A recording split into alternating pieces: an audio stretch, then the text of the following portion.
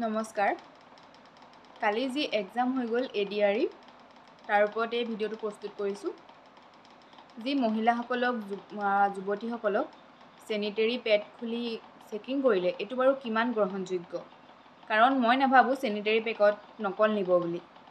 চৰকাৰে যিহেতু নিকা আৰু স্বচ্ছভাৱে চাকৰি দিবলৈ যি কষ্ট কৰিছে, চেষ্টা কৰিছে, তাত সকলোৱে সহযোগ কৰিছোঁ। আমি সকলোৱে নিকা আৰু স্বচ্ছভাৱে এটা চাকৰি পোৱাটো।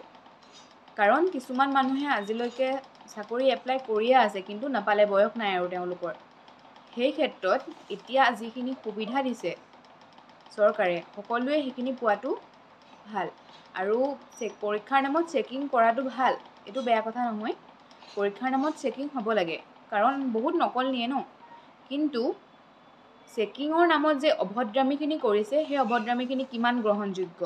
মহিলা আৰু যুৱতীসকলে মেন্স হৈ আছে বুলি কোৱাৰ পাছতো চেনিটেৰী পেড খুলি কিয় দেখুৱাব লাগে?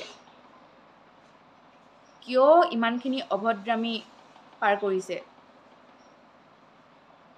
এটা সমপৰ্যায়ৰ চেকিং হ'ব লাগে, কাৰণ বহু মহিলা আৰু যুৱতী নিজকে লজ্জা অনুভৱ কৰিছে ন। কাৰণ তেওঁলোক যদি ডিপ্ৰেশ্যনত যায় কাইলৈ, তেওঁলোকক কোনে ঠিক কৰিব?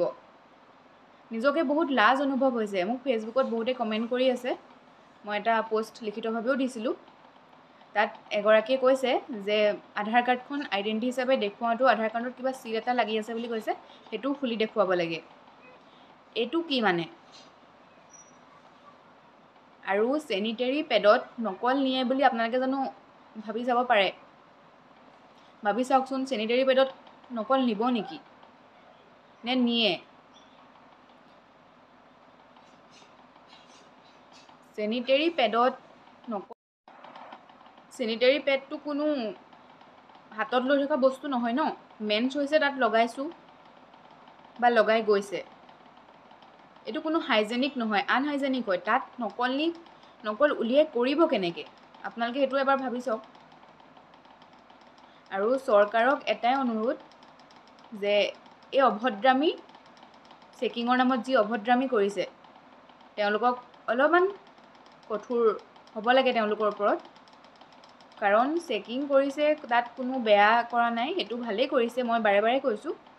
কিন্তু চেকিঙৰ নামত যি মহিলা যুৱতীক অভদ্ৰামী কৰিছে, এটা সমপৰ্যায় পাৰ হৈ গৈছে, চেনিটেৰী পেড খুলি চেকিং কৰিছে, এইটো কিন্তু ভাল হোৱা নাই। চৰকাৰলৈ মোৰ এটাই অনুৰোধ, ইয়াৰ ওপৰত অলপ চকু দিব লাগে।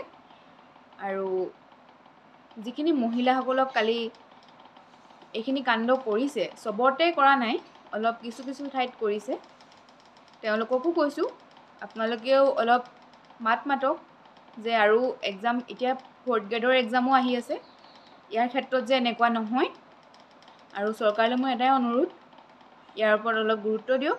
আৰু যিখিনিয়ে মহিলা আৰক্ষী বা মহিলা যিখিনি কৰ্মী, তেওঁলোকে চেকিং কৰিছে, তেওঁলোকে বহুত কষ্ট কৰিছে ন। তেওঁলোককো এটা অনুৰোধ, আপোনালোকে চেকিং কৰিছে, আমাৰ কোনো ক'বলগীয়া নাই, ভালেই কৰিছে চেকিং কৰিছে, আপোনালোকৰ এইটো ডিউটি, আপোনালোকে বহুত দূৰৰ পৰা আহি কষ্ট কৰি চেকিং কৰিছে।